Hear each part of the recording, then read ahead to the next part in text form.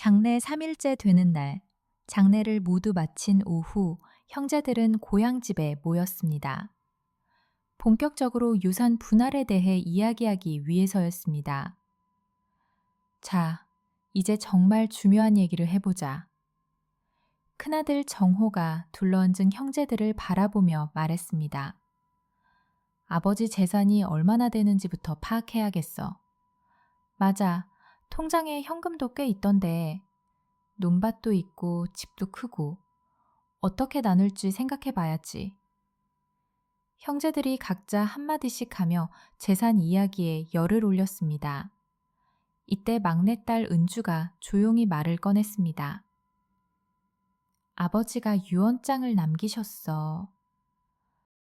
이 한마디가 형제들의 인생을 완전히 바꿔놓았습니다. 오남매 중 막내딸 은주만이 아버지를 2년간 홀로 간병했는데 과연 아버지는 어떤 선택을 하셨을까요? 그리고 그 선택이 가져온 놀라운 결말은 무엇일까요? 지금부터 경기도 이천의 한 농촌 마을에서 벌어진 가슴 뭉클한 가족의 이야기를 들려드리겠습니다. 2002년 가을, 단풍이 하나 둘 떨어지는 경기도 이천의 한 농촌 마을. 박정수 어르신께서는 자신의 방 창가에 앉아 바깥을 내다보고 계셨습니다. 젊은 시절 소작농으로 시작해서 자식들을 하나둘 출가시킨 후 더욱 열심히 일하며 사들인 농밭들이 황금빛 들판을 이루고 있었습니다. 아버님, 약 드세요. 막내딸 은주가 따뜻한 물과 함께 약을 가져왔습니다. 정서 어르신께서는 딸의 손을 잡으셨습니다. 농사일로 거칠어진 자신의 손과 달리 은주의 손은 부드러웠지만 요즘 들어서는 간병과 살림으로 점점 거칠어지고 있었습니다. 은주야, 이 늙은이 때문에 고생이 많다. 무슨 말씀을 그리 하세요. 당연한 일인걸요. 은주는 웃으며 아버지의 등을 부축해 일으켜 세웠습니다. 2년 전부터 아버지의 건강이 급격히 나빠지면서 결혼도 미루고 집에서 간병을 하고 있었습니다. 박정수 어르신께는 5명의 자녀가 있었습니다. 큰아들 정우는 서울에서 작은 건설업체를 운영하고 있었고, 둘째 정우는 인천에서 중고차 매장 직원으로 일하고 있었습니다. 셋째 딸 수키는 수원에서 남편과 함께 식당을 운영했고, 넷째 정하는 경기도청에서 공무원으로 일하고 있었습니다. 그리고 막내딸 은주만이 아직 미혼으로 집에 남아 있었습니다. 농사로 벌어들인 돈으로 5 자녀를 모두 도시로 내보낸 박정수 어르신. 젊은 날 돌아가신 아내와 함께 자작농의 꿈을 품고 악착같이 살았던 세월이 떠올랐습니다. 새벽부터 밤 늦게까지 남의 땅에서 품팔이를 하고 야금야금 모은 돈으로 논 한마지기, 밭 한마지기씩 사들였던 그 간절함.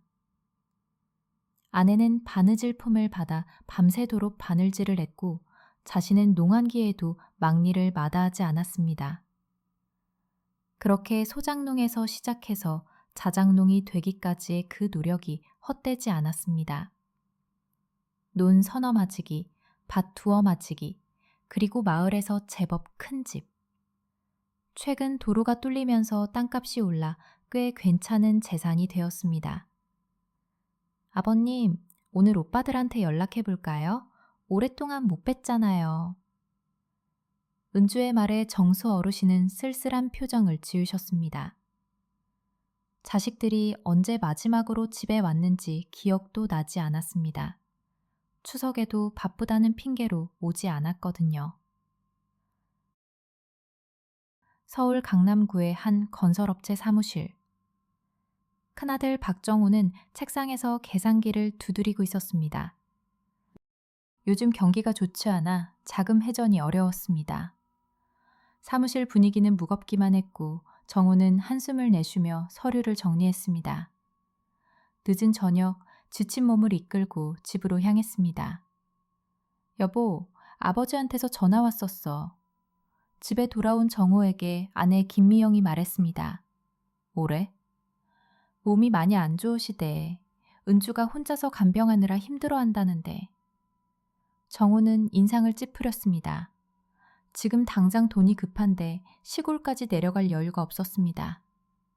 알았어. 주말에 시간 되면 내려가 보자. 하지만 그 주말도 그 다음 주말도 정호는 일이 바쁘다는 핑계로 집에 내려가지 않았습니다. 인천의 중고차 매매단지. 둘째 박정호는 오늘도 손님을 기다리고 있었습니다. 하지만 손님의 발길은 뜸했습니다. 직장 다니는 처지라 월급은 나오지만 성과급은 기대하기 어려운 상황에서 고향 생각할 여유는 없었습니다. 아저씨, 이 차 얼마예요? 아, 이거요? 이거 정말 좋은 차예요. 850만 원인데 사장님과 상의해서 좀 더 깎아드릴 수 있을 것 같은데요. 정우는 손님에게 애써 웃으며 설명했지만 손님은 고개를 저으며 돌아갔습니다. 그때 사무실 전화가 걸려왔습니다. 박정우 씨 계세요? 은주의 목소리였지만 정우는 손님과 상담 중이라 받을 수가 없었습니다. 몇 번째 전화를 받았을 때는 이미 시간이 훌쩍 지나서였습니다. 오빠, 아버지 상태가 많이 안 좋아요. 한번 오실 수 있으세요? 정우는 사무실에 다른 직원들도 있어서 조심스럽게 말했습니다. 그래, 이번 주말에, 아니다, 다음 주말에 갈게. 지금 손님이 와서 일찍 끊어야겠어. 아, 네, 그럼 조심히 오세요. 하지만 다음 주말에도 정우는 큰 손님이 온다며 집에 내려가지 않았습니다. 수원의 한 식당. 셋째 딸 박숙희는 주방에서 분주히 일하고 있었습니다. 식당 운영이 쉽지 않아 남편과 함께 새벽부터 밤 늦게까지 일했습니다. 자기야, 장인어른 얘기 들었어? 숙희의 남편이 물었습니다. 은주가 전화했더라. 많이 안 좋으시대.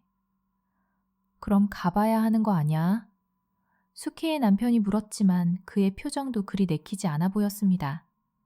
숙희는 잠시 고민했습니다. 식당을 하루 쉬면 그만큼 손해였습니다. 게다가 요즘 경쟁이 심해서 하루라도 문을 닫으면 손님을 놓칠까 걱정이었습니다. 지금 당장은 어려울 것 같아. 식당 일손도 부족하고 나중에 좀 안정되면 그때 가봐야겠어. 그래, 그게 나을 것 같다. 수키의 남편도 안도의 표정을 지었습니다. 경기도청. 넷째 아들 박정아는 공무원답게 해고 걱정 없는 안정적인 직장을 다니고 있었지만 아이들 학원비와 아파트 대출금에 허덕이는 형편이었습니다.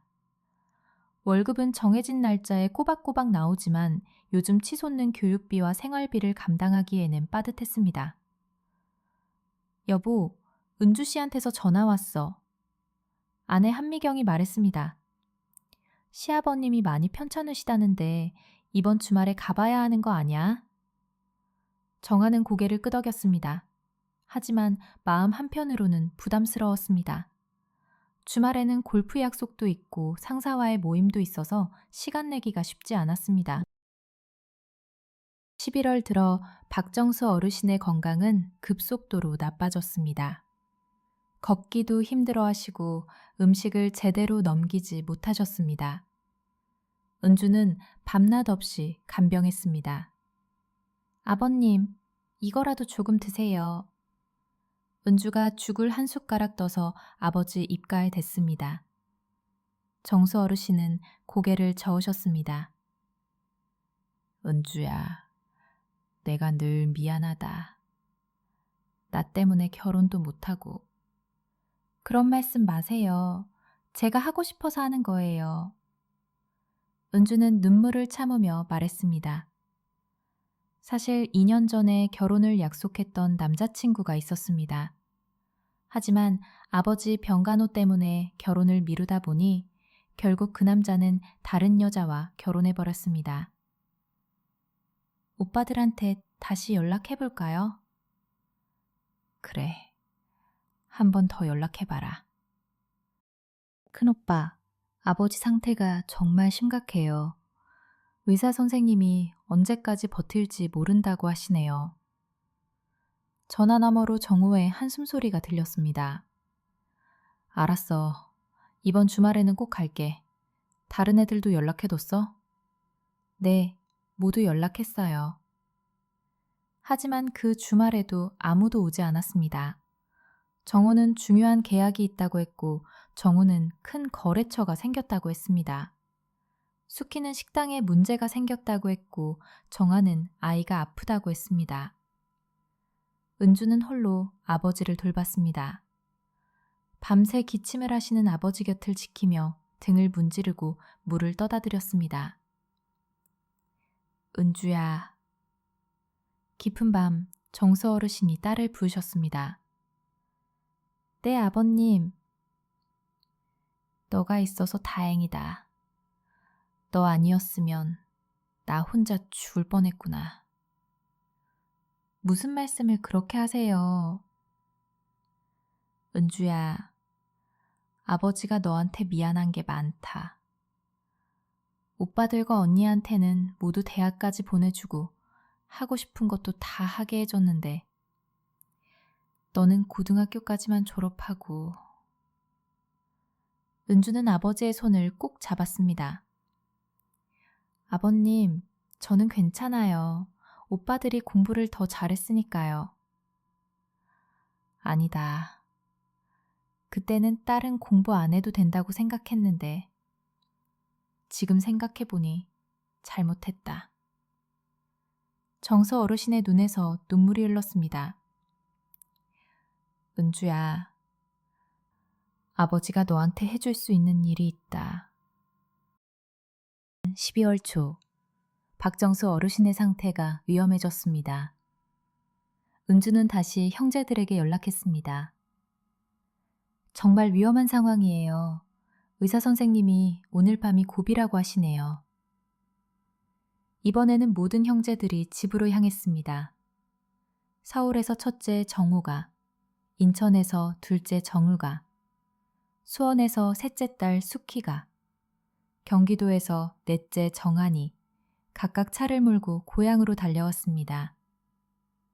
저녁 8시경 형제자매가 모두 도착했습니다.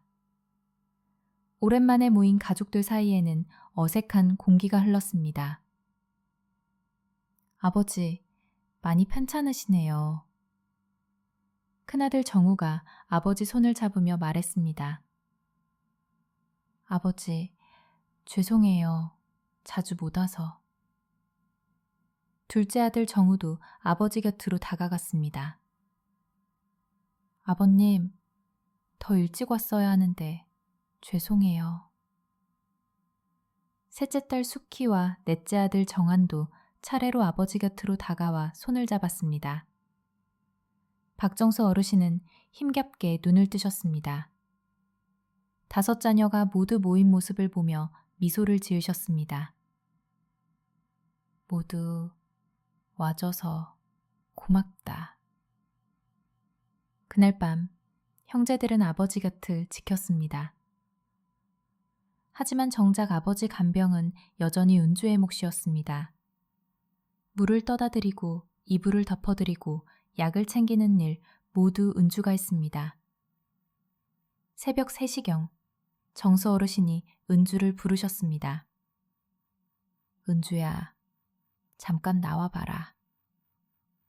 은주는 아버지를 부축해서 마루로 나왔습니다. 다른 형제들은 모두 잠들어 있었습니다. 서랍, 제일 아래 봉투가 있다. 네? 그거 가져와라. 은주는 아버지 방 서랍 맨 아래에서 봉투 하나를 찾았습니다. 봉투 겉면에는 유언장이라고 쓰여 있었습니다. 이게 뭐예요, 아버지? 내가 써놨다. 너희들한테 줄 재산 정리. 정수 어르신은 숨을 가쁘게 몰아쉬셨습니다. 이런 말씀 하지 마세요. 유언장은 무슨 유언장이에요. 아버지는 곧 괜찮아지실 거예요. 아니다. 내 말 잘 들어라. 그 봉투를 내가 죽으면 모두 모인 자리에서 열어봐라. 은주야, 너한테 정말 고마웠다. 너 덕분에 편안하게 갈 수 있을 것 같다. 은주는 말없이 흐느껴 울기만 했습니다. 그날 오전 9시 박정수 어르신은 5 자녀가 지켜보는 가운데 조용히 숨을 거두셨습니다. 마지막 순간까지 은주의 손을 꼭 잡고 계셨습니다. 박정수 어르신의 빈소가 차려졌습니다. 마을 사람들이 하나둘 조문을 왔고 형제들은 상복을 입고 조문객들을 맞았습니다. 그런데 장례 준비 과정에서부터 문제가 시작됐습니다. 야, 은주야, 아버지 통장이 어딨어? 둘째 정우가 은주에게 물었습니다. 왜 통장을 찾으세요? 장례비도 들고 정리할 게 많잖아. 당연히 확인해야지. 아, 네. 아버지 방에 있을 거예요. 은주가 아버지 방을 가리키자 정우는 서둘러 방으로 향했습니다. 곧이어 첫째 정우도 따라갔습니다. 이거 농협통장이고 이건 새마을금고. 이게 얼마야? 정우가 통장을 보고 눈이 휘둥그레졌습니다. 5천만 원이나 있네. 어디 봐, 진짜네. 이 돈으로 장례 치르고 남으면... 형제들은 서로 눈치를 살피며 이야기했습니다. 도장도 찾아야 하는데 어디 있을까? 은주야, 도장은 어딨니? 아버지가 늘 간직하고 계셨던 상자가 있어요. 거기 있을 거예요. 은주가 말하자 수키도 합세했습니다. 어디야? 빨리 찾아봐야지. 형제들은 아버지가 돌아가신 지 몇 시간도 안 된 상황에서 유선 찾기에 열중했습니다. 은주는 이런 모습을 보며 마음이 아팠지만 아무 말도 하지 않았습니다. 장례 이틀째, 조문객이 뜸해진 저녁 시간. 형제들은 빈소 뒤편에 모여 앉았습니다. 이제 현실적인 얘기를 해야 할 것 같은데. 첫째 아들 정우가 말문을 열었습니다. 아버지 재산 정리 말이야. 맞아. 논밭이 얼마나 됐지? 넷째 정환이 물었습니다. 논이 서너 마지기, 밭이 두어 마지기야. 집까지 합치면... 몇 년 전에 마을 옆으로 큰 도로가 뚫리면서 땅값이 많이 올랐다니까 꽤 될 거야. 그럼 5명이서 나누면 1명당...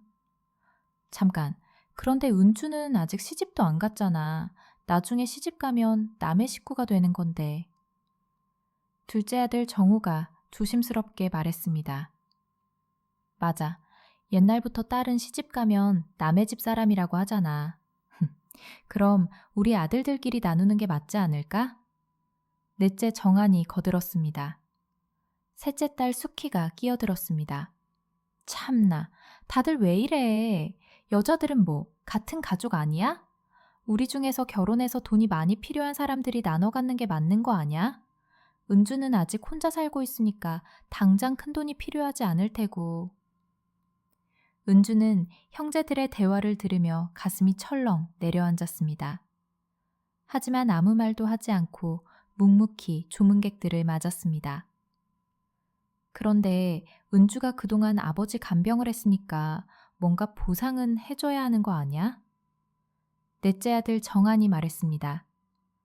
그럼 집은 은주가 갖고 나머지를 우리가 나누면 어떨까? 에이, 그럼 우리는 너무 적게 받는 거지. 은주는 결혼 안 하고 집에서 놀았는데. 놀았다고? 아버지 간병했잖아. 그래도 우리는 도시에서 애들 교육비에 집값에 돈 들 곳이 한두 군데가 아니라고. 형제들 사이에 미묘한 신경전이 벌어졌습니다. 은주는 이런 모습을 보며 아버지가 남긴 유언장 봉투를 생각했습니다. 하지만 아직 꺼낼 때가 아닌 것 같았습니다. 유언장의 공개 장례 3일째 되는 날 아침, 장례를 마치고 형제들은 고향집에 모였습니다. 본격적으로 유산 분할에 대해 이야기하기 위해서였습니다. 자, 이제 정말 중요한 얘기를 해보자. 큰아들 정우가 둘러앉은 형제들을 바라보며 말했습니다. 아버지 재산이 얼마나 되는지부터 파악해야겠어. 맞아, 통장에 현금도 꽤 있던데. 논밭도 있고 집도 크고 꽤 될 것 같던데. 어떻게 나눌지 생각해봐야지. 형제들이 각자 한마디씩 하며 재산 이야기에 열을 올렸습니다. 이때 은주가 조용히 말을 꺼냈습니다. 아버지가 유언장을 남기셨어. 뭐? 유언장? 설마 잘못 들었지? 형제들이 놀라며 되물었습니다. 언제 아버지가 쓰신 거야? 어디 있어? 빨리 보자. 이제야 형제들이 아우성치며 달려들었습니다. 모든 형제들이 동시에 은주를 바라봤습니다. 아버지가 돌아가시기 전에 자기가 죽고 난 뒤 형제들 다 모여 있을 때 열어보라고 하시며 주셨어요. 은주는 서랍에서 봉투를 꺼냈습니다. 겉면에 유언장이라고 적혀 있었습니다. 빨리 열어봐. 정우가 재촉했습니다. 은주는 조심스럽게 봉투를 열었습니다. 안에는 2장의 편지가 들어있었습니다. 하나는 재산 분할에 관한 내용이고 다른 하나는 은주에게 쓴 편지였습니다. 내가 읽을게. 정우가 재산 분할서를 받아들고 읽기 시작했습니다. 유언장. 나 박정수는 정신이 온전한 상태에서 다음과 같이 내 재산을 분할하고자 한다. 형제들은 숨을 죽이고 들었습니다. 첫째, 돈 내마지기는 막내 은주에게 상속한다. 뭐? 형제들이 동시에 소리쳤습니다. 둘째, 밭 세 마지기는 막내 은주에게 상속한다. 이게 뭐야? 셋째, 집과 대지는 막내 은주에게 상속한다. 아버지가 정신이 나가셨나? 둘째 아들 정우가 소리쳤습니다. 네 번째, 현금 5천만 원 중 4천만 원은 막내 은주에게, 나머지 1천만 원은 내 자녀가 나누어 갖는다. 형제들은 말을 잃었습니다. 거의 모든 재산이 은주에게 돌아가는 내용이었습니다. 이런 말도 안 되는, 은주야, 이거 너 조작한 거 아냐? 수키가 화를 내며 말했습니다. 언니, 그런 말씀 마세요. 아니, 이게 말이 돼? 우리는 애들 교육비에 생활비에 돈이 얼마나 필요한데. 맞아, 이거 무효야, 무효. 큰아들 정우도 흥분했습니다. 우리가 법원에 가서 이의 신청하면 돼. 이런 유언장 인정 안 해. 그때 은주가 다른 편지를 꺼냈습니다. 이것도 읽어보세요. 뭐야 또. 정우가 편지를 낚아채듯 받았습니다. 그리고 읽기 시작했습니다. 사랑하는 막내딸 은주야. 이 편지를 읽는다는 것은 아버지가 세상을 떠났다는 뜻이겠구나. 아버지는 후회 없이 갈 수 있을 것 같다. 네가 있어서 말이다. 은주야, 너는 항상 착한 아이였다. 어렸을 때부터 오빠들을 잘 도왔고 아버지 어머니 말씀을 잘 들었다. 특히 어머니가 돌아가신 후에는 어린 나이에도 불구하고 집안일을 도맡아 했지. 너의 오빠들을 보면 마음이 아프다. 도시에 나가 살면서 고향을 잊어버린 것 같다. 아버지가 아파도 바쁘다는 핑계로 오지 않고 추석이나 설날에도 얼굴 보기 어렵다. 하지만 너는 달랐다. 결혼할 나이가 되었는데도 아버지를 돌보기 위해 집에 남았다. 2년 전에 결혼 이야기가 있었는데 아버지 때문에 포기한 것도 안다. 아버지가 얼마나 미안한지 모른다. 지난 2년 동안 너는 밤낮 없이 아버지를 간병했다. 약을 챙겨주고 밥을 먹여주고 씻겨주고 아버지가 혼자서는 할 수 없는 모든 일을 네가 도와주었다. 특히 요즘 들어서는 아버지가 대소변을 가리지 못했는데도 너는 한 번도 귀찮은 내색을 하지 않았다. 오히려 아버지가 미안해할 때마다 괜찮다고 당연한 일이라고 말해주었지.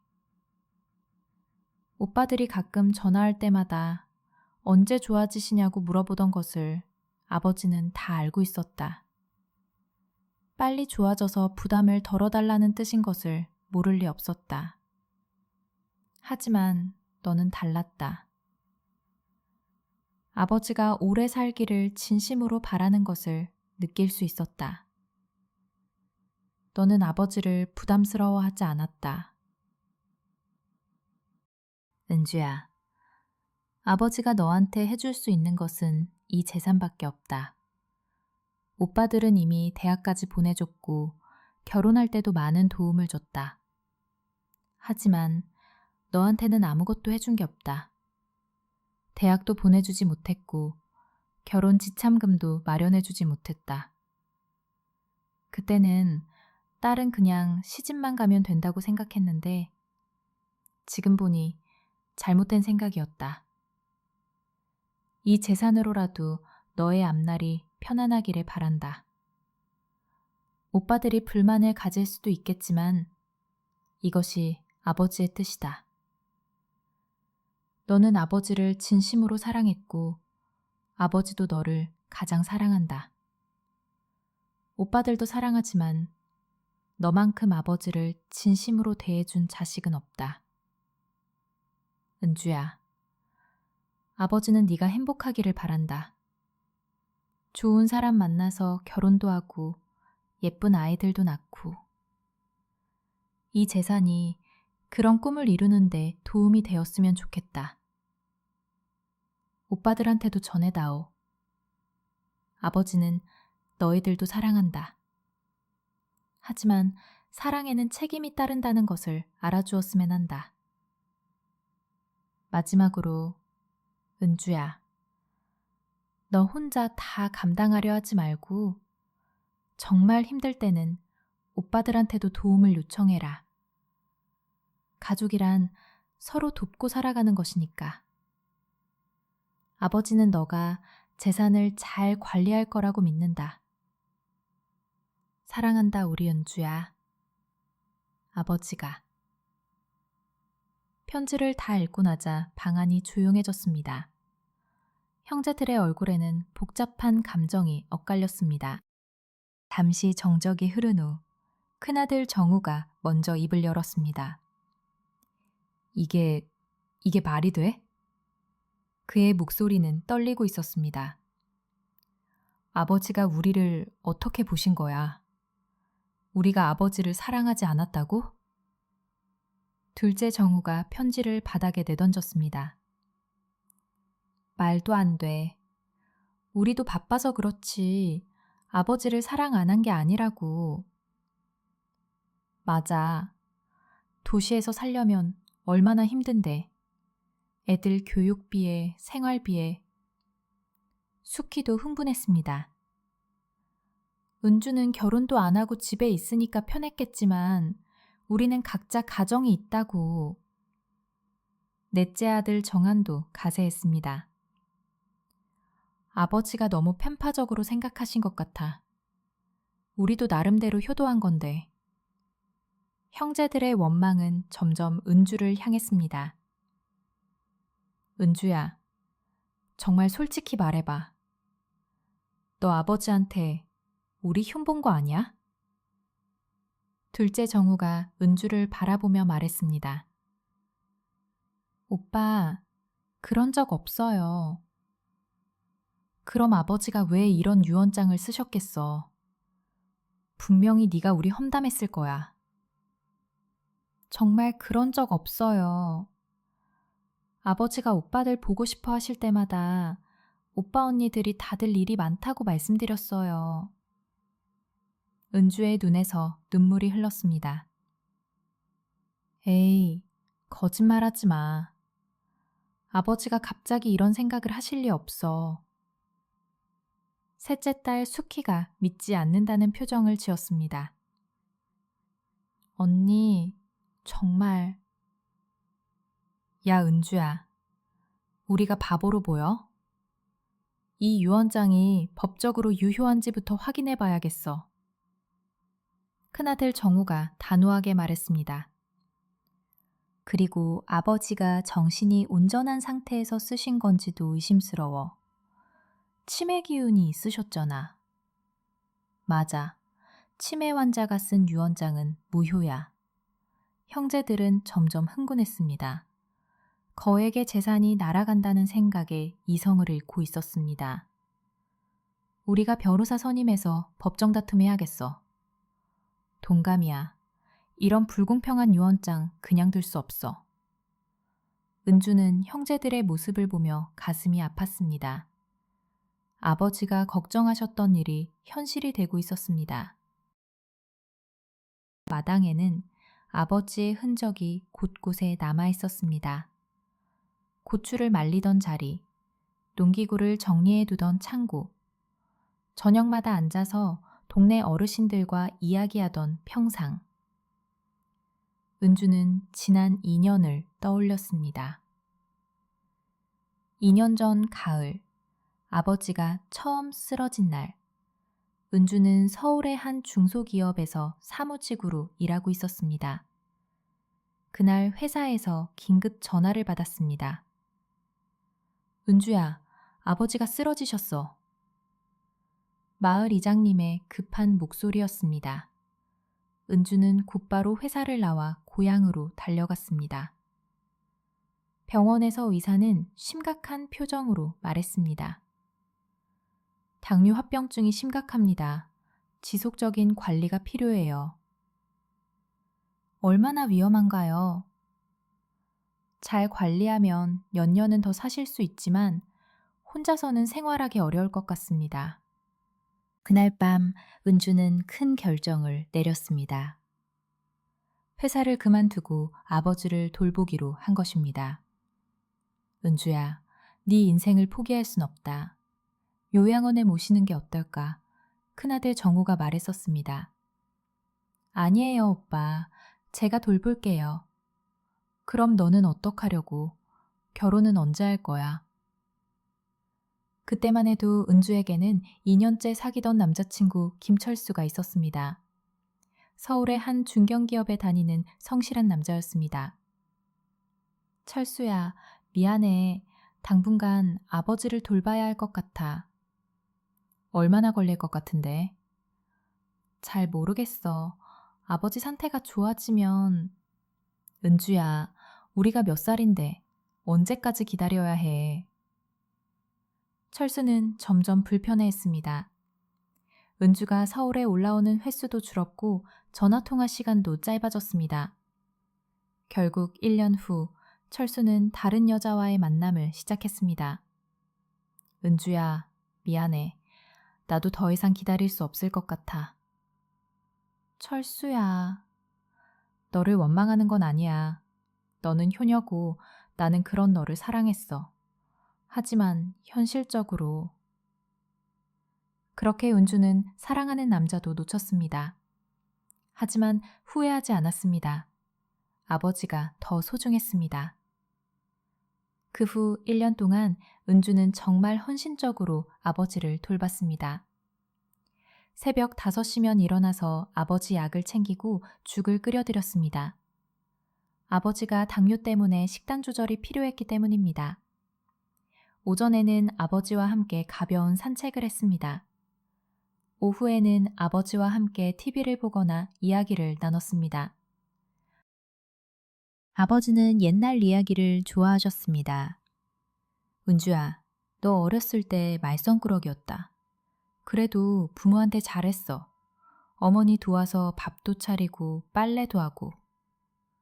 아버지는 은주 어릴 때 이야기를 즐겨 하셨습니다. 저녁에는 아버지 발 마사지를 해드렸습니다. 당뇨 합병증으로 발이 저리다고 하셨기 때문입니다. 밤에는 아버지가 잠들 때까지 곁에 있었습니다. 며칠 후 형제들은 다시 모였습니다. 이번에는 은주 없이 서울에서 만났습니다. 변호사랑 상담해봤는데 유언장을 무효화할 방법이 있대. 큰아들 정우가 말했습니다. 어떤 방법? 아버지가 치매 증상이 있었다는 걸 증명하면 돼. 정신 능력이 온전하지 않은 상태에서 쓴 유언장은 법적으로 무효래.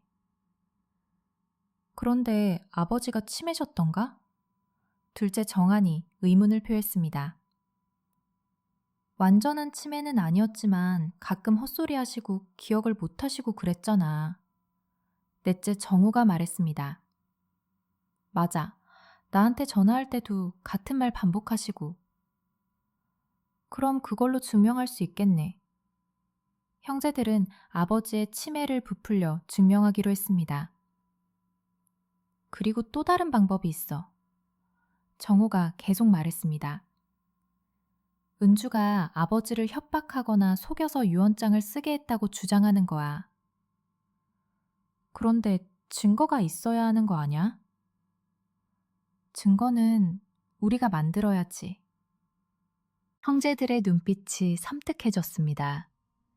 예를 들어 은주가 우리 험담을 했다든지 아버지를 세뇌시켰다든지. 그런데 그게 사실이야? 셋째 딸 수키가 조심스럽게 물었습니다. 사실인지 아닌지가 중요한 게 아니야. 법정에서 우리가 그렇게 주장하면 돼. 하지만 은주는 우리 동생인데. 동생? 모든 재산을 혼자 가져가려는 동생이? 정우의 목소리에 도끼가 서렸습니다. 우리가 바보가 아닌 이상 이런 불공정한 유언장을 그냥 받아들일 순 없어. 맞아. 은주도 이해할 거야. 우리한테도 가족이 있고 돈이 필요하다는 걸. 이렇게 해서 형제들은 유언장 무효 소송을 준비하기 시작했습니다. 한편 은주는 마을에서 아버지의 마지막 2년에 대한 이야기를 들을 수 있었습니다. 은주야, 네 아버지가 정말 자랑스러워 하셨다. 마을 이장 김봉수가 말했습니다.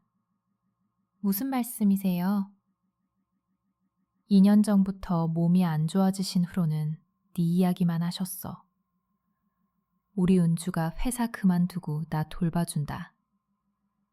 다른 자식들은 바빠서 못 오는데 은주만은 다르다. 아, 그러셨어요? 그럼. 동네 어르신들 만날 때마다 네 자랑이었어.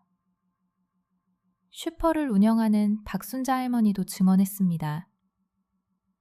은주야, 네 아버지가 마지막까지 정신 멀쩡하셨어. 치매라니 무슨 소리야.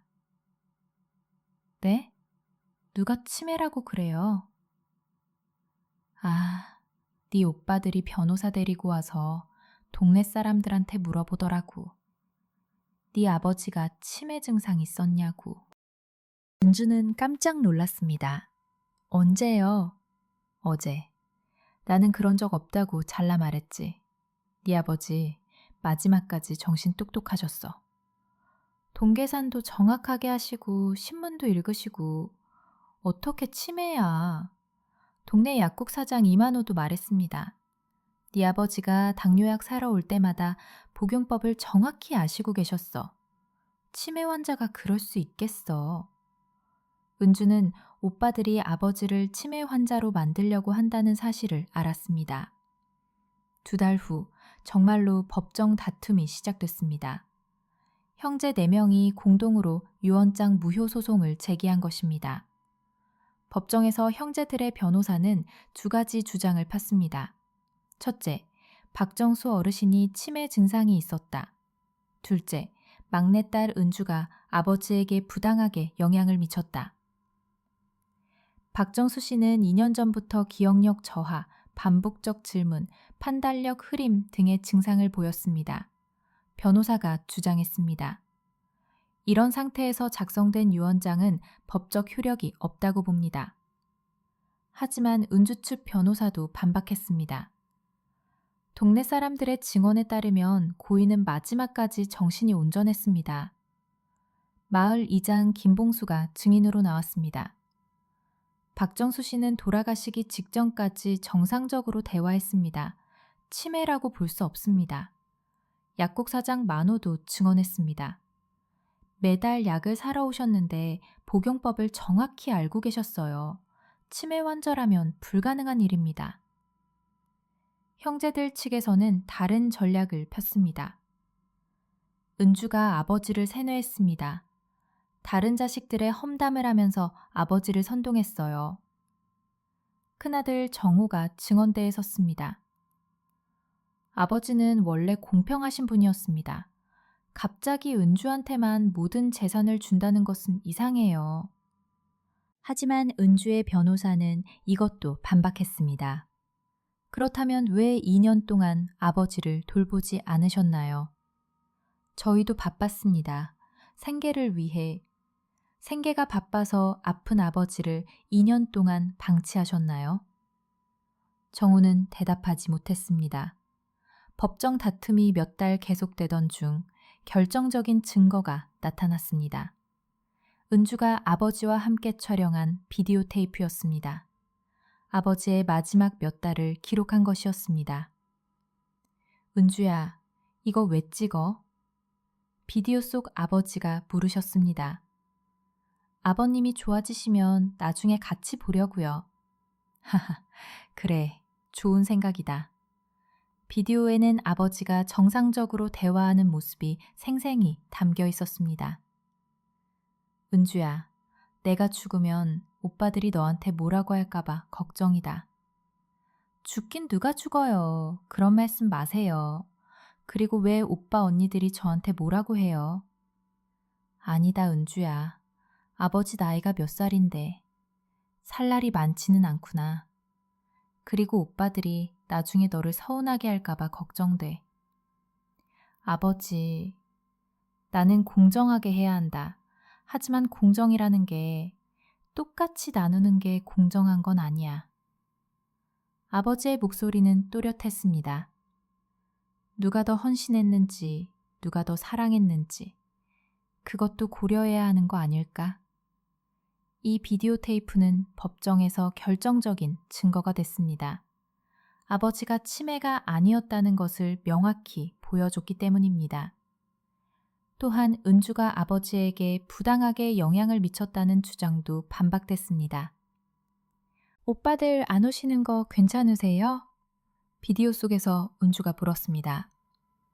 괜찮다. 바쁘니까. 이해한다. 아버지의 대답이었습니다. 하지만 아버님이 보고 싶어 하시는 것 같아서요. 보고 싶긴 하지. 하지만 억지로 오라고 할 수는 없잖아. 제가 연락해 볼까요? 아니다. 그들도 각자 사정이 있을 거야. 비디오는 은주가 형제들의 험담을 하지 않았다는 것을 보여줬습니다. 오히려 아버지와 함께 형제들을 이해하는 모습이었습니다. 법정에서 비디오 테이프가 공개되자 형제들의 표정이 굳어졌습니다. 자신들의 주장이 모두 거짓이라는 것이 드러났기 때문입니다. 특히 아버지의 마지막 메시지가 나올 때는 법정이 조용해졌습니다. 내 자식들아, 아버지가 마지막으로 하고 싶은 말이 있다. 비디오 속 아버지가 카메라를 바라보며 말씀하셨습니다. 정우야, 정우야, 수키야, 정하나, 너희들을 사랑한다. 하지만 아쉽다. 아버지가 아플 때 곁에 있어주지 못한 것이 아쉽다. 물론 너희들도 각자 사정이 있다는 걸 안다. 하지만 은주는 달랐다. 자신의 모든 것을 포기하고 아버지를 돌봐줬다. 이것이 아버지가 은주에게 재산을 물려주는 이유다. 공정하지 않다고 생각할 수도 있겠지만 아버지 생각에는 이것이 진짜 공정이다. 사랑에는 책임이 따른다. 가족이라는 이름으로 서로를 사랑한다면 어려울 때 함께해야 한다. 이 아버지와 죽은 너희 엄마는 너희를 책임을 다해 길러냈다. 그 후 너희가 우리에게 가져야 하는 책임은 작게 남아 있었던 것 같구나. 그러나 은주만은 달랐다. 은주만이 모든 자식된 도리를 책임을 가지고 다했다. 이 메시지를 들은 후 형제들은 더 이상 할 말이 없었습니다. 법정을 나온 후 정우가 먼저 입을 열었습니다. 우리 정말 잘못했나? 아버지 말씀이 맞는 것 같아. 정우도 고개를 숙였습니다. 우리가 너무 이기적이었나 봐. 수키의 목소리에는 후회가 섞여 있었습니다. 은주한테 사과해야 할 것 같아. 정한도 동의했습니다. 1심 재판에서 법원은 유언장의 효력을 인정했습니다. 박정수 어르신이 정신적으로 온전한 상태에서 자유로운 의사에 따라 작성한 것이라고 판단한 것입니다.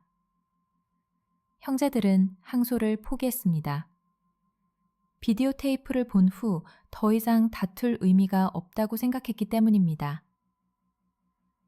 법정 다툼이 끝난 후 형제들은 고향집으로 은주를 찾아갔습니다. 은주야. 정우가 조심스럽게 말을 꺼냈습니다. 오빠, 왜 오셨어요? 은주는 차가운 표정이었습니다. 몇 달간의 법정 다툼으로 상처를 받았기 때문입니다. 사과하러 왔어. 사과요? 우리가 잘못했어. 아버지 말씀이 맞았어. 정우도 고개를 숙였습니다.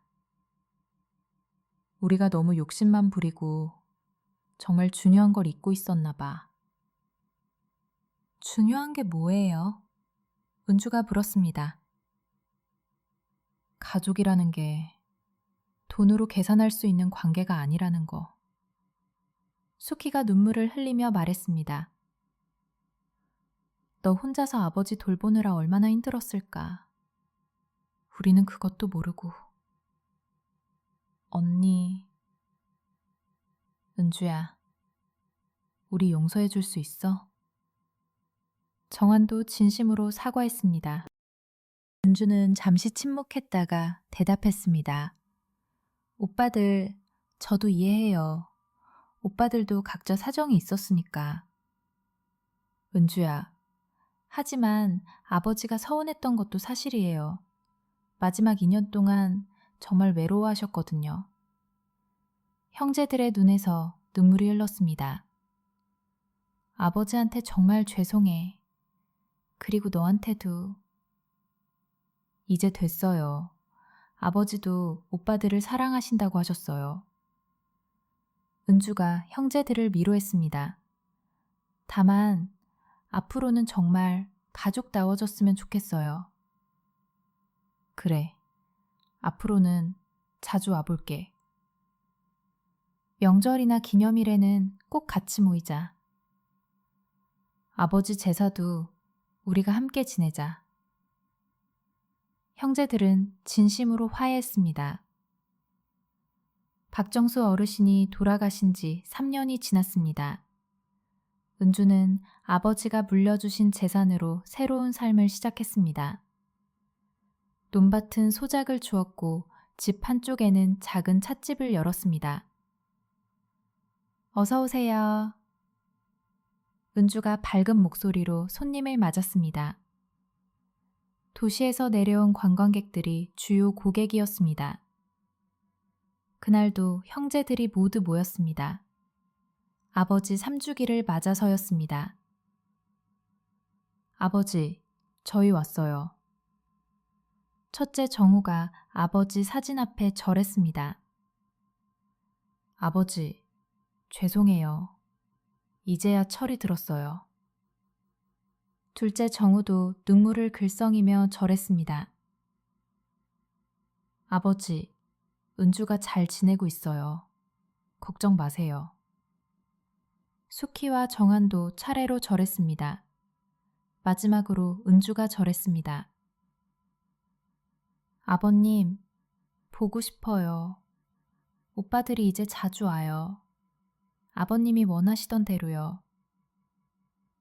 제사를 마친 후 형제들은 함께 식사를 했습니다. 은주야, 요즘 잘 지내? 생각보다 괜찮아요. 도시 사람들이 농촌 체험하러 많이 와요. 그래, 다행이다. 그런데 요즘 고민이 하나 있어요. 은주가 조심스럽게 말했습니다. 뭔데? 결혼 얘기가 들어왔어요. 형제들이 모두 놀랐습니다. 누구? 마을의 새로운 이장님 아들이에요. 서울에서 직장 다니다가 귀농했어요. 어떤 사람인데? 착하고 성실해요. 저랑 나이도 비슷하고. 그럼 좋은 일이네. 정호가 기뻐했습니다. 은주야, 이제 너도 행복해야지. 근데 걱정되는 게 뭐가? 결혼하면 아버지 집을 떠나야 하잖아요. 그럼 이 집이 비는데. 형제들이 서로 눈을 마주쳤습니다. 은주야, 걱정하지 마. 정우가 말했습니다. 우리가 돌아가면서 관리할게. 맞아. 이 집은 우리 모두의 고향이니까. 수키도 동의했습니다. 그리고 주말마다 와서 청소하고 정리할게. 정한도 약속했습니다. 정말요? 그럼 아버지 집인데 당연하지. 은주는 눈물을 흘렸습니다. 이번에는 기쁨의 눈물이었습니다. 이듬해 봄, 벚꽃이 흐드러지게 핀 고향 마을에서 은주의 결혼식이 열렸습니다. 신랑은 새로 부임한 이장님의 아들 김민수였습니다. 서울에서 회계사로 일하다가 고향으로 돌아와 농업기술센터에서 일하는 성실한 남자였습니다. 은주야, 예쁘다. 수키가 한복을 입은 은주를 보며 감탄했습니다. 정말 아름다워. 아버지도 하늘에서 기뻐하실 거야. 정호도 감동했습니다. 오빠들, 고마워요. 은주는 행복한 미소를 지었습니다. 형제들이 결혼식 준비를 모두 도와줬기 때문입니다. 결혼식장에는 마을 사람들이 모두 모였습니다. 박정수 어르신을 기억하는 분들이 많았습니다. 은주야, 네 아버지가 정말 자랑스러워 하실 거야. 마을 이장 김봉수가 축하해줬습니다. 우리 은주가 이렇게 예쁜 신부가 되다니. 슈퍼할머니 박순자도 눈물을 글썽였습니다. 신랑 민수도 진심으로 은주를 아꼈습니다. 은주씨, 아니 여보, 제가 평생을 행복하게 해줄게요. 저도 당신을 행복하게 해줄게요. 결혼식이 끝난 후 형제들은 아버지 사진 앞에 모였습니다. 아버지, 은주가 좋은 사람 만나서 결혼했어요. 걱정 마세요. 정우가 사진을 바라보며 말했습니다. 우리도 앞으로 더 자주 올게요. 은주 혼자 두지 않을게요. 정한도 약속했습니다. 아버지가 우리한테 마지막으로 가르쳐 주신 것 같아. 뭘? 진짜 중요한 게 뭔지. 은주는 형제들의 변화를 느꼈습니다. 그전과는 완전히 다른 모습이었습니다. 오빠들, 저희 가족이 이렇게 화목할 수 있는 것도 다 아버님 덕분이에요. 그래, 아버지가 우리를 하나로 만들어주셨어. 처음엔 다투기도 했지만 결국엔 더 가까워졌잖아. 그게 아버지의 진짜 유산인 것 같아. 형제들은 깊은 깨달음을 얻었습니다. 박정수 어르신의 선택은 단순히 재산을 물려주는 것이 아니었습니다. 가족의 소중함을 깨닫게 해주고 진정한 사랑이 무엇인지 가르쳐주는 것이었습니다. 은주가 받은 진짜 유산은 돈이나 땅이 아니라 아버지의 사랑과 가족의 화목이었습니다. 이 이야기는 2000년대 농촌을 배경으로 한 가족의 사랑과 화해를 그린 작품입니다. 진정한 효도가 무엇인지, 진정한 유산이 무엇인지 생각해 보게 하는 이야기입니다. 모두 물질적인 풍요에서 벗어나 참된 가정의 의미, 대대로 물려줘야 할 유산은 무엇인지 다시 한번 생각해 보는 귀중한 시간이 되길 바라면서 지금까지 읽어주셔서 감사합니다.